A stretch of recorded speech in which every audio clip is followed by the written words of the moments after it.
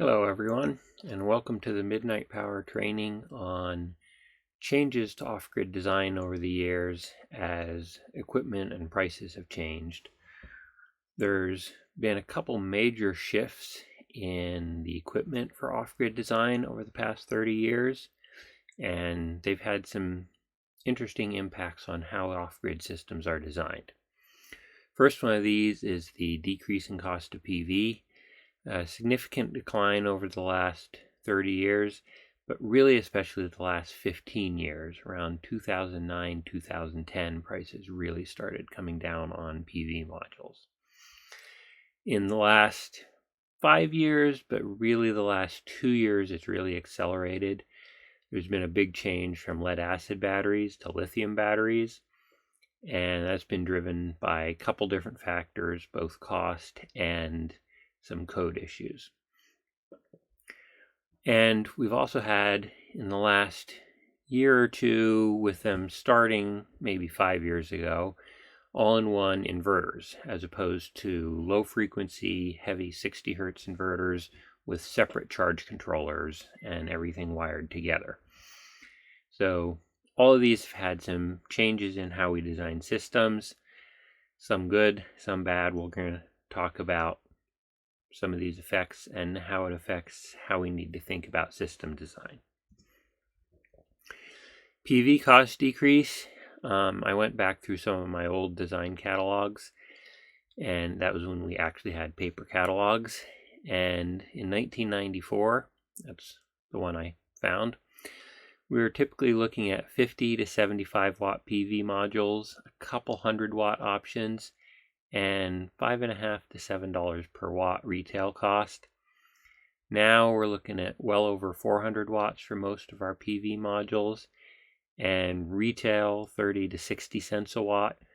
Wholesale can actually be much below that in large quantities, but even so, taking inflation into account, we're looking at a 98% decrease in the cost of PV modules. The efficiency of them has also gone up a little bit, roughly double actually, but that's been a lot smaller driver of the change, at least for off-grid systems, than the cost of the modules. 98% decrease is an immense change in module cost, and that's had a lot of effects on design. Here's a graph of the PV cost decrease over the years. And it's important to note this is a logarithmic graph. So if you look at the scale on the left side, we saw a really big decline at the beginning, and then it kind of stabilized a bit between 1990 and late 2000s, 2008, 2009 or so.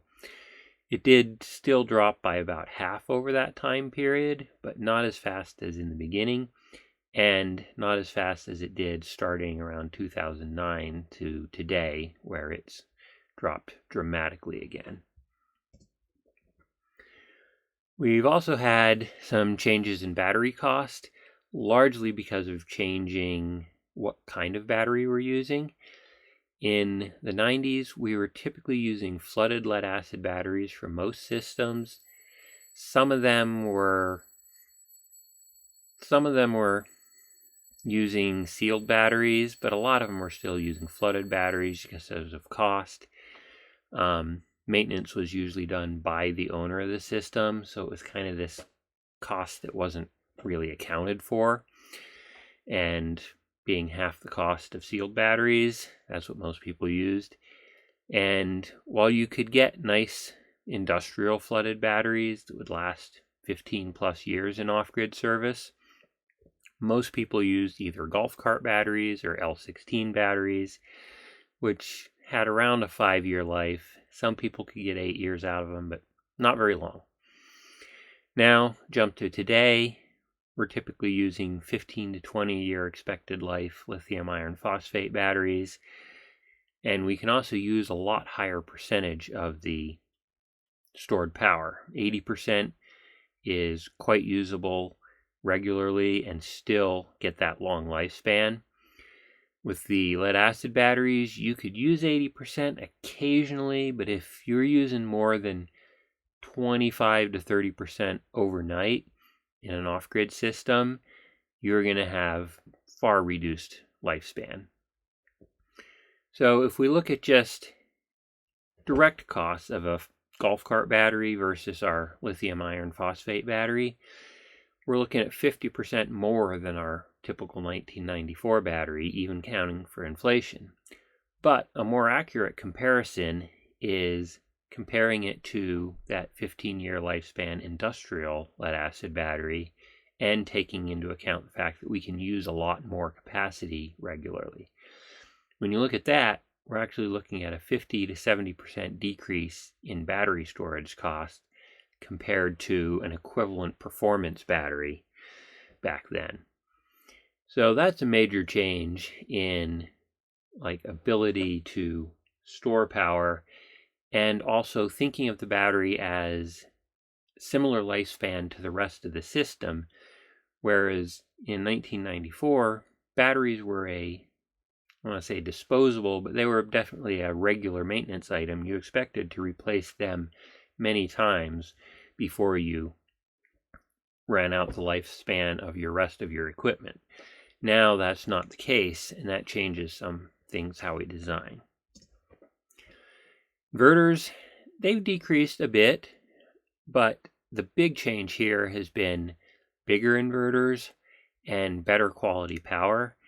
In the 1990s, most people were still using modified sine wave inverters, and you had all the questions of what AC loads can we actually run without causing problems, and which ones do we need a special sine wave inverter for, or do we just can't do?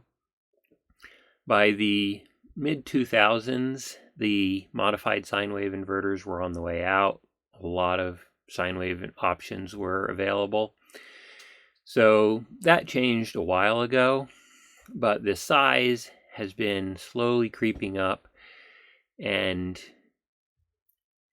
it was typical to have under 4 kilowatts running an entire house in 1994.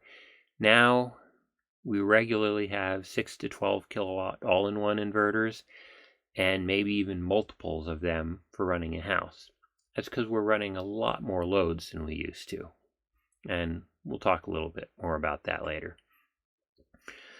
Cost has gone down a little bit in absolute dollars, accounting for inflation, about a 65% decrease in cost. But another big thing to think about that's a further increase in cost on top of that is that we used to have to add charge controllers and wiring boxes in addition to the cost of that inverter. Now, it's all built into one box, with a few exceptions. In the 90s, we didn't even have maximum power point tracking charge controllers. We were still doing pulse width modulated or relay-based charge controllers.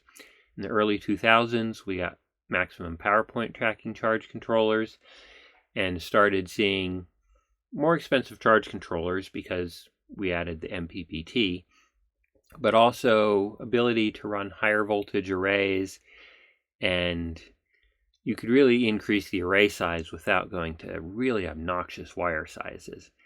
And that's been further pushed along with the higher voltage input of the all-in-one inverters, going not just to 150 or 200 volts like the first generation MPPT controllers, but all the way up to 600 volts.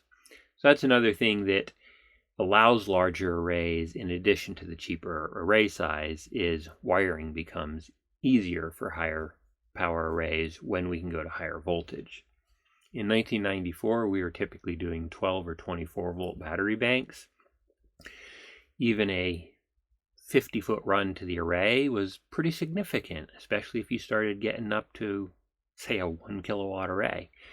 Now, let's take a 6 kilowatt array 400 feet away, and it's not that big a deal.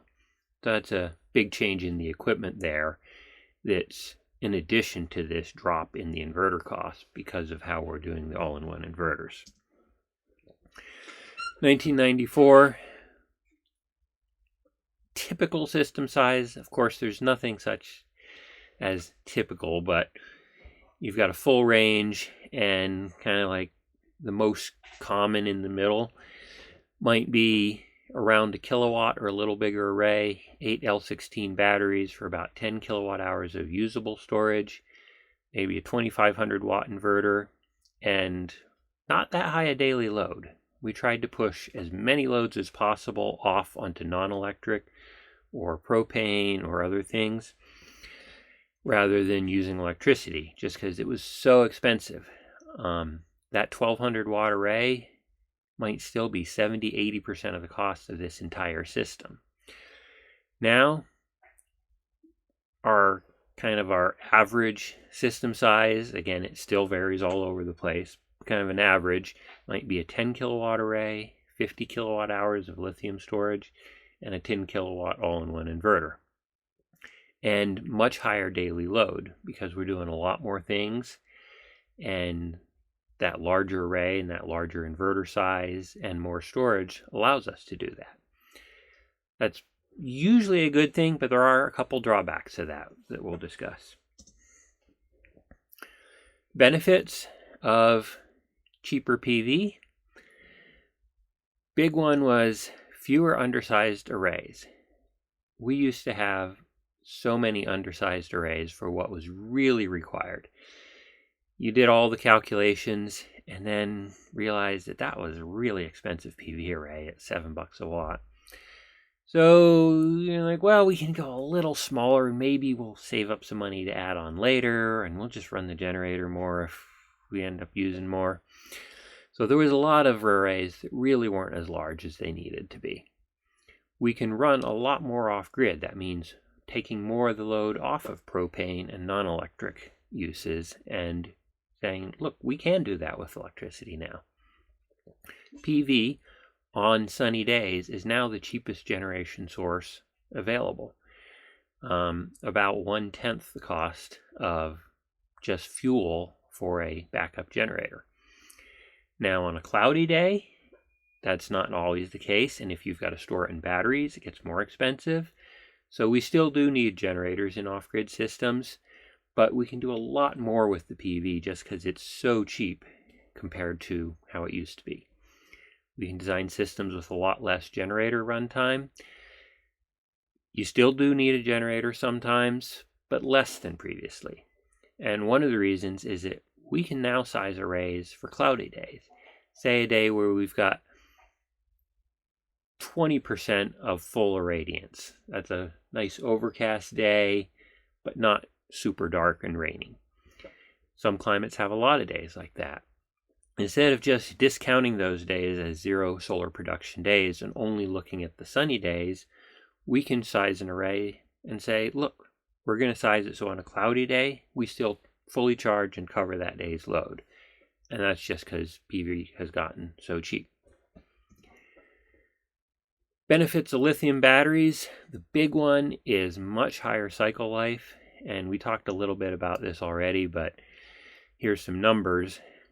With cheap lead acid, we were looking at 500 to 1,000 cycles, and that was doing less than 50%.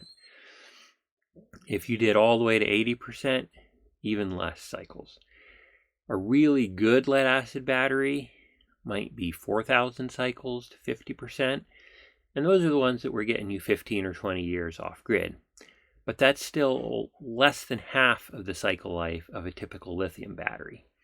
We're looking at 6,000 to 8,000, maybe even 10,000 cycles, and that's at 80% depth of discharge every cycle.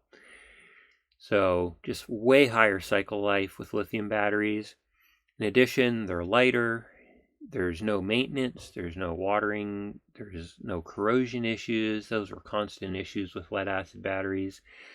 Often by the time the batteries failed, you had to replace the cables too because of corrosion if you didn't keep up on your maintenance in that 5 or 10 years before you replaced the batteries. We get state of charge-based control, which can be more accurate than voltage-based control. That's not exclusively lithium batteries because most systems were implementing state of charge-based monitoring and control even before the shift to lithium. Closed-loop communications. Most lithium batteries now have this option, but still not all. And there are still people doing systems open loop with lithium batteries. Usually better monitoring, depends on the battery. Some really don't have any monitoring output, some do. And big one for off-grid use in kind of the darker winter climates is lithium batteries don't degrade from partial state of charge cycling. That was a big problem with lead acid batteries, is you pull them down, you never get them completely full all winter because it's just not that sunny. And they sulfate, which permanently takes capacity out of them. Lithium batteries, if they don't get up to 100% all winter, you're not damaging the batteries at all. However, you are having the issue that the BMS state of charge monitor can drift off from reality. So while you're not damaging the batteries from not getting them full regularly, you can encounter some really unexpected system operation. So it's not as big of a benefit as people thought maybe a year or two ago.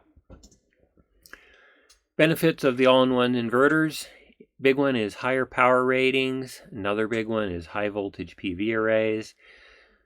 600 volt arrays just make wiring so much easier than doing even 150 volt arrays, and especially compared to 24 or 12 volt arrays. Faster, easier wiring. It's one component. It's got the monitoring built in. It's lighter just for hanging on the wall. They may not actually be lighter than the old inverters because the higher power rating makes maybe a 10 or 12 kilowatt all-in-one the same weight as an old 4 kilowatt heavy inverter, but lighter per kilowatt.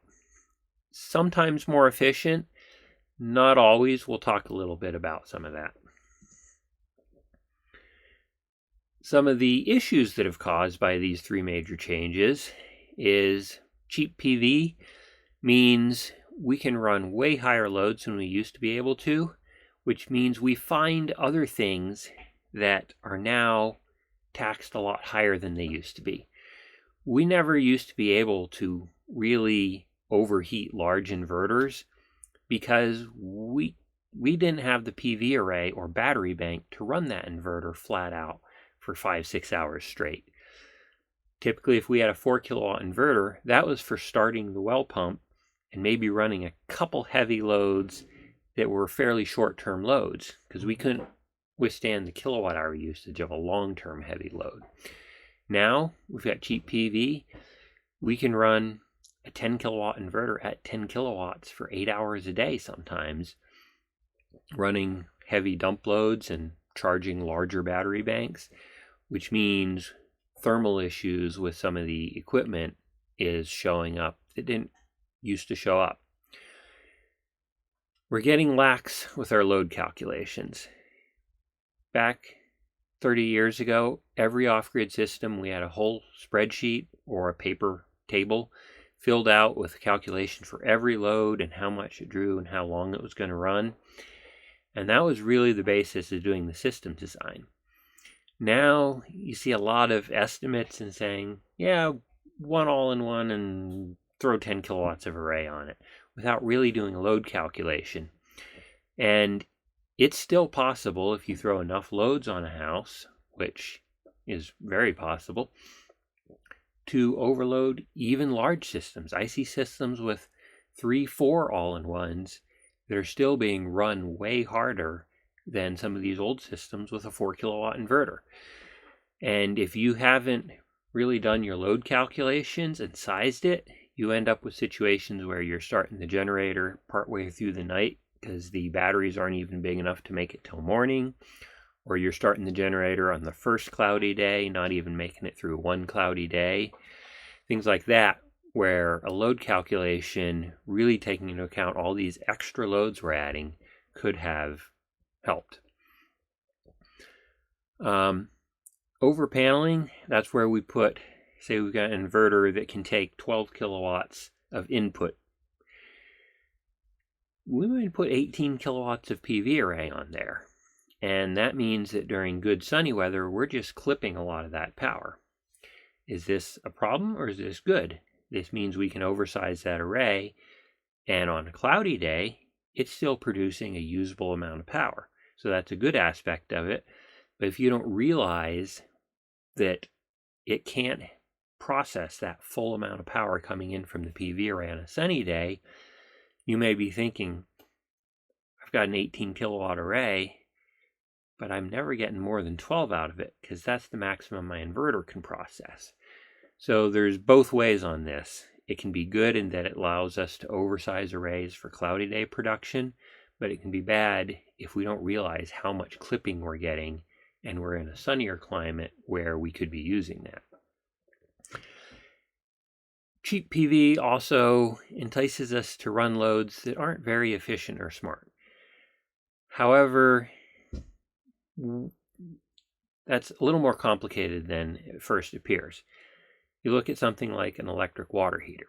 Is that a smart load to run off-grid just because we have cheap PV? Well, in the summertime when we have a lot of extra sun, that can be a very smart load to use as a dump load and you make use of that extra PV instead of just shutting the array off in the afternoon. But in the winter, when we have minimal PV and we end up running a generator and having to store that for several days in batteries because we don't have sun every day, that could be a really not smart load because we don't have all that excess power, and a propane water heater could be a lot cheaper to run than running a generator all the time just to run an electric water heater. So the same load, depending on the situation and how you run it, can be smart or not smart. Lithium batteries, in general, they are so much nicer to work with than lead acid batteries. But one thing on the design side that I found is that being able to do a deeper depth of discharge leads to a lot less margin for error when operating the system. When we had big lead acid battery banks, or even small lead acid battery banks, we had a lot more margin because we were trying to never go below 50% state of charge. But if we had to, we could go down to 80% depth of discharge. And that meant if the generator didn't start properly, or we wanted to wait until the morning to start it instead of in the middle of the night, it would work. We had that kind of extra buffer in there. When we're running our lithium down to 20% before we try to start the generator, we may only have another 10% left before we start running into issues of possibly shutting down around 10% or lower. Which means if that generator doesn't start, we don't have a lot of time to figure out what's wrong and get it to start. If it wants to start at 2 in the morning, we may not have enough time to wait until 7 in the morning to start it. So quiet times on generators don't make as much sense with lithium batteries as they did with lead acid. On the flip side, having fewer oversized battery banks that take forever to charge up is better, because one of the things with PV systems is because PV was too expensive, we always decided, well, we'll add more batteries instead of more PV. That gets you longer through a cloudy period, but then when the sun comes back out, because you've already got an undersized PV array, it takes forever to recharge. Lithium battery banks and PV arrays, the typical sizes we see, usually we can recharge those banks a lot faster instead of taking like a week to recharge when the sun finally comes back after a cloudy period. While the state of charge reported by the BMS can be better, there's also a state of charge drift issue that most batteries, the Midnite Power 16 has some firmware that tries to correct this, and we're still working on improving that as well. But most batteries, they only recalibrate the state of charge when it gets to 100%. So if your battery is cycling between 40% and 70% for a week or two, maybe it's drifting off 1% per day from where it really should be.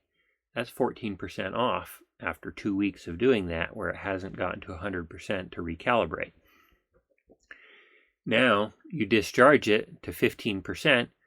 Oh, but you're 14% off, which means you're actually at 1%, and you shut down, which gets us to the next issue, black start, when the BMS shuts the battery down. A dead lead acid battery, the voltage just got really low, the sun would start recharging it, or you could start the generator and recharge it, and you can recover. A lot of lithium batteries, when the BMS shuts that battery down from low voltage, it's a little harder situation to recharge that battery. And it depends on the particular equipment, but black start of shutdown lithium batteries is typically something you got to think a lot more about than how you're going to recover from a low voltage shutdown on a lead acid battery system. The additional complication of lithium batteries, just more electronics, means we introduce more potential failure points, BMS failures. Those are probably more common than actual failures of the lithium battery cells, although I've seen those as well, especially in batteries that are not using the A+ grade cells. There's a lot out there using the cheaper B grade cells, especially when you start buying them on Amazon real cheap. And there you're probably not going to get that 15-year life. And of course, lithium battery building codes are a lot more strict than lead acid batteries.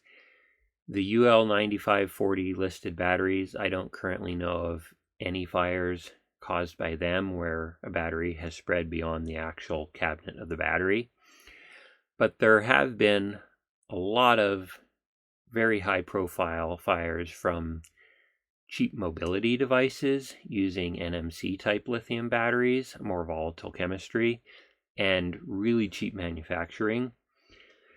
And there have been some fires with large utility scale systems. Again, a lot of those use NMC or NCA type lithium batteries rather than the LFP, lithium iron phosphate, that residential solar energy storage is using. It's one of the less volatile chemistries. Another problem not on this list is temperature. You cannot charge most lithium batteries, aside from lithium titanate, at temperatures below around 35 degrees. So in off-grid cabins that aren't heated in the wintertime, this can be a major issue. Hasn't been a lot of lithium titanate batteries hitting the market yet. They're a lot higher priced than lithium iron phosphate at the moment, even though they can be used at much lower temperatures. So you run into the issue of heating the batteries. On full-time residences, this is usually not as big of a deal, but on the remote cabins, this can be one of the remaining drivers for still using lead acid batteries instead of lithium, is AGM lead acid batteries. They don't work very well when they're cold, but they don't destroy themselves like lithium batteries can if you try to charge them when you're cold. All-in-one inverters, they've got a lot of issues. Some of these are being worked out.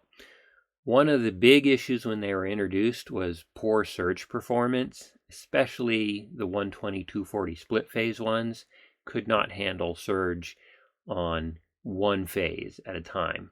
They really could handle 240 volt surge better, but 120 volt surge at like a quarter of the inverter rating would sometimes just shut them off. The latest generation ones are getting much better on this, and also the sheer size of these inverters helps. A 10 kilowatt inverter with a mediocre surge capacity might still be better than a 4 kilowatt inverter with really good surge capacity. Now, if you start putting heavier and heavier motor loads on there, like conventional air conditioning, which has a really high surge, starting surge, that now you're needing an even bigger inverter and better surge to handle that. The heat pumps are usually soft start and don't incur that, but traditional air conditioning is something that can stress out even large all-in-one inverters just because of that heavy surge. High air tear load or idle load, that's a big one, and I've got a couple slides going into that in more depth. You've got the whole issues with internet connection and firmware. The old inverters, for the most part, were you buy them, you program them, you never update the firmware throughout their life. They just do what they do. Old ones didn't even have firmware. They had little dials on them for setting stuff. Having the firmware gives us a lot more flexibility in upgrades and new features after it's physically installed, but it also brings into there more complexity and all of the things associated with that. The all-in-one inverters are also a lot more sensitive to various poor installation issues. DC voltage drop on undersized battery cables, bad connections, EMF noise coming in from all different sources.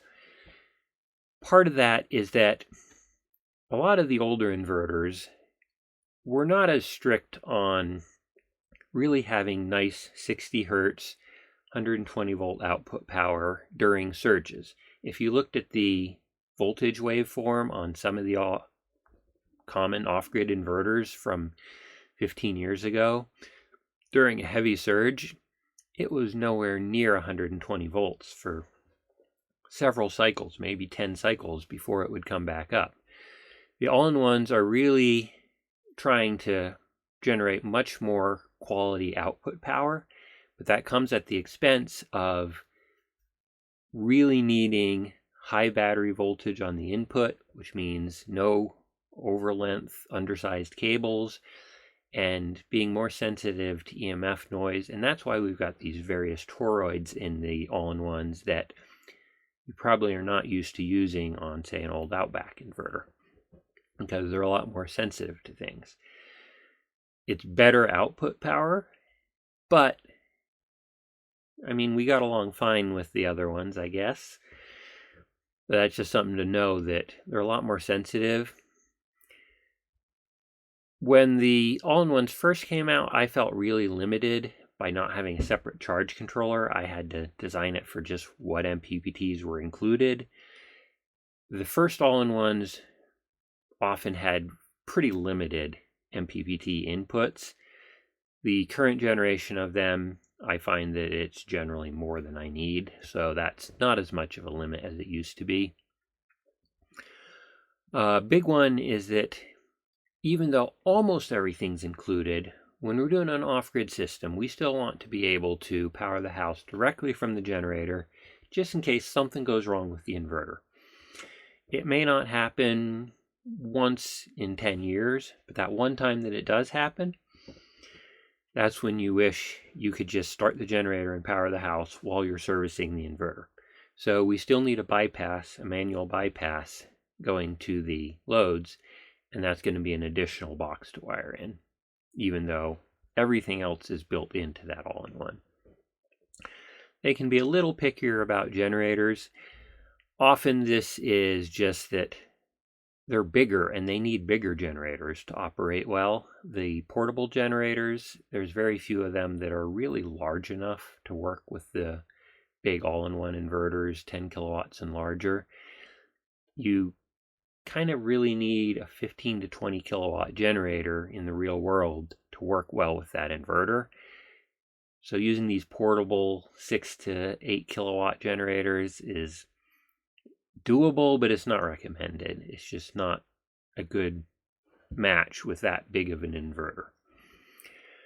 And dark starting of the lithium batteries is a big thing to think about in off-grid, and often that's not possible from a generator. The all-in-one needs to have its brain up and operating to see the generator power before it can start charging. This is same as a lot of older inverters, but some older inverters could black start a battery that was at 0 volts from a generator input. All-in-ones, there's some ways to do that. Our webinar on generators talks about some of that. But one thing to know is that if you get into a black start situation with the all-in-ones, you're going to need PV input. But probably the reason you drained your batteries that low is because there wasn't much PV input. So you need to think about how you're going to restart the batteries. Often having a separate lithium battery charger that you can plug into the generator that can black start a lithium battery and get it charged enough to get the inverter back online is a good idea on these off-grid systems. They're not that expensive, less than $200, but it's an additional thing to think about in that kind of situation is, what if we get ourselves into a black start situation? What's our process and how are we going to handle that? Looking at the tare load, this is a big thing that a lot of us who have been doing off-grid for a long time just look at a 100-watt tare load and think, that is just awful. We're used to inverters that are 25, 35-watt tare load and have a search mode where it goes down to maybe 2 or 3 watts at nighttime. But more and more households, search mode is not even possible. We've got internet, routers, heating systems running hydronic pumps, staying on all night. Most of these have electronic controls that don't respond well to the power blipping on and off, which is what an inverter does in search mode. A lot of the new refrigerators don't work properly if the power's not constantly on. So more and more, search mode is not something that we can do on inverters. So it's going to be on all night, which means we've got that tare load all night. There's no reducing that. Now, we used to design houses so at nighttime when you went to bed, there was nothing on. And that's why we wanted the inverter to go into search mode. Now, there's things that we leave on all night. And some houses, there's a lot of things that stay on all night.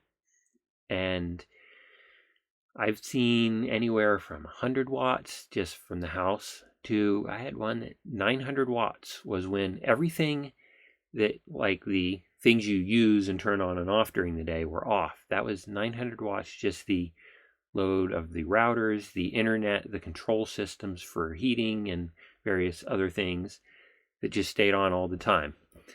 So, yes, the inverter's drawing a bit all the time, but nowadays, often the house is too. PV is so cheap, and the batteries have gotten cheaper, that it's relatively easy in most situations to just say, we'll throw another 2 PV modules on there, which is a kilowatt nowadays, and that'll cover that extra load. If we're doing small off-grid systems where we're really conserving and turning everything off at times, tare load can really still matter. But in the larger households, it's not as big of a deal. Looking at an example of how much of our total load is that kind of wasted power in the inverter. If we look at the old design, we're using an inverter, say, that takes 20 watts when it's on, and for half the day it's in sleep mode doing search at 4 watts. But our total load's a lot smaller too. So basically this tare load ends up being 8% of our total load. Now looking at our new design, 100 watt load 24 hours a day just to keep the inverter alive. We're still only at 10% of our total load. So really not that big of a difference as far as what percentage of our total load that tare load of the inverter is. So if you're doing small systems, really efficient systems, 100 watt constant load from your inverter could be a big deal, and you're probably not using a big all-in-one for that situation. But if you're doing a big system and lots of loads, yes, you need to think about the tare load of the inverter, but it's honestly not as bad as it seems to all of us who are used to the old inverters with much smaller tare loads. Overall, how the systems have changed, we've got cheap PV, we can over panel, We can make it work in cloudy weather, less generator runtime. We can run a lot more things. We don't have to worry about whether the inverter is big enough or the right sine wave power to run things. We can run AC stuff instead of weird DC loads. We can have dump loads to really use that power. Now, old systems may have also had dump loads, but when you got a 1 kilowatt array, batteries are full, how much can you do with 1 kilowatt? Not a lot. You got a 10 kilowatt array, all of a sudden, that's pretty good for EV charging or some significant water heating or even a heat pump in the swing seasons, things like that. And we can conceivably do EV charging off-grid. I've got a lot of customers doing that now, and that used to be completely out of the question, despite the fact that EVs didn't used to be available either, but the amount of power they draw is often more than the house. But now, with some intelligent thinking about when we charge them, when we've got the extra solar, doing that off-grid is quite doable. Drawbacks of all these changes is typically houses nowadays have a lot more reliance on the inverter. We don't have those DC loads, which means if we do have any sort of inverter failure, nothing works properly.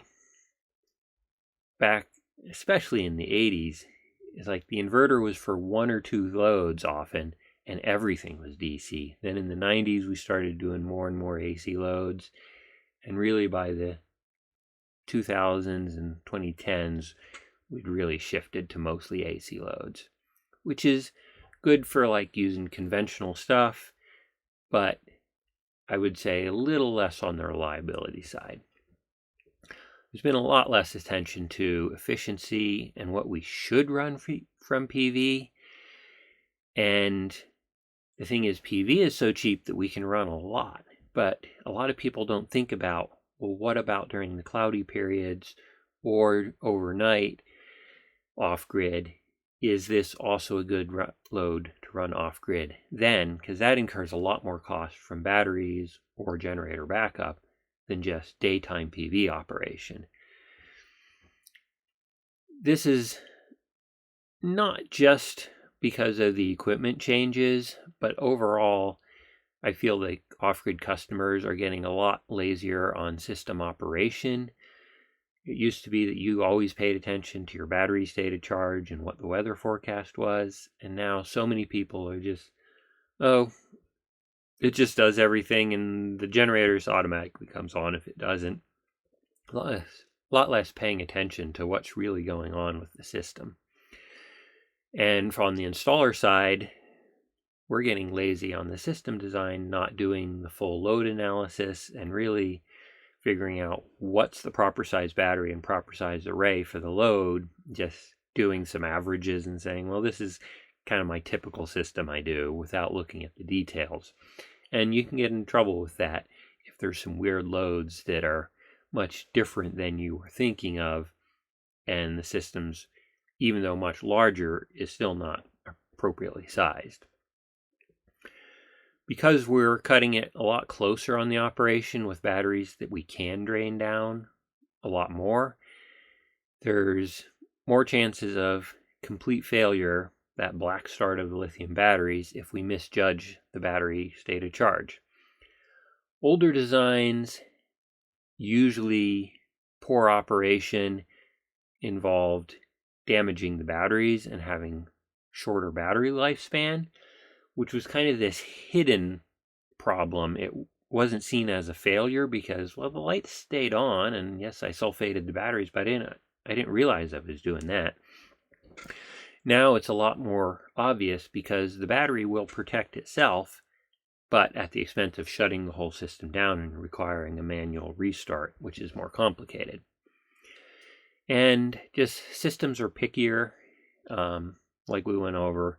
These inverters are a lot less happy if you take shortcuts in doing the installs versus some of the older ones that would still work okay, and we didn't really see some of the problems that they were having. These are a lot pickier, and the problems show up. So we really need to be doing quality installs, properly sized cables, good connections, even more than before. Changes to the design process. We're not going to get into the full math of doing a full design here. That's a hours-long presentation. But just some things to think about is don't run too close to 0% on your batteries. If you're at 20%, that's a good low end. Just like when you're driving around, do you wait for the gas light to come on before even thinking about a gas station? Or do you see it's at a quarter tank and think, oh, I should probably go find a gas station soon? Same with the batteries. Yes, they can go a lot deeper, all the way to 0, but do you want to risk getting into a black start situation? And even lithium batteries will have a better cycle life when you keep 20% in there versus taking them all the way to 0. A good generator is even more important than with older systems, just because when you're that low, you need that generator to start. And often we end up having smaller battery banks with only 1 or 2 days of autonomy instead of large ones, which means if we get a couple days of clouds, we really need to start that generator and we have no reserve. Programming, there's a lot more programming to do with these inverters. It's not turn it on and check that the lights come on. There's a lot more programming. The all-in-ones for off-grid, there's less programming than when you're doing the more advanced grid tie stuff, but there's still a lot more programming than we ever had to do on inverters before. Don't forget the load analysis. I know I've said that many times, but that's still, don't forget it. And think about partially cloudy days. Can you oversize the array and not have to run generators during those days if there's still enough production on even partly cloudy days? Think about overpaneling. How much clipping are you going to get versus how much production on the cloudy days that benefits you, and whether that makes sense. I find it often makes sense to oversize the array quite a bit from kind of the minimum design from the old design standards, maybe even up to 2 times, to really take into account cloudy days. And whether that involves overpaneling or not depends on what kind of the MPPT rating of your inverter is. Often that oversized array may still not be overpaneling, but sometimes it is. Think of what to do for sunny days for dump load, since you have such larger arrays, which really could be doing something. What is useful that you could take a load off of something else, propane or gasoline or something, and make use of that. In some climates, air conditioning, that's actually conceivable off-grid now. It didn't used to be. And maybe on sunny afternoons, you overcool to just use up that power, and then you don't have to draw from your batteries in the evening. A lot of things to think about there that become possible with the larger arrays. And remember that if you're doing a very small system, that a lot of the traditional designs where we're really thinking about efficiency and like going through every load to the nearest watt, they still matter when you're doing the small designs. Yes, we can put cheaper panels on there, but if we're going for really low cost, we want to also think about the cost of the electronics and the batteries. If you're doing a large system, that's where some of the things like the tare load, you still have to think about them in the design process, but at the end of the day, it's not a killer like we originally thought when we started seeing these higher tare loads of the all-in-ones. And that wraps us up. If you got any questions, email me, zeke@midnitepower.com, or you can email support@midnitepower.com, and we will see you next week.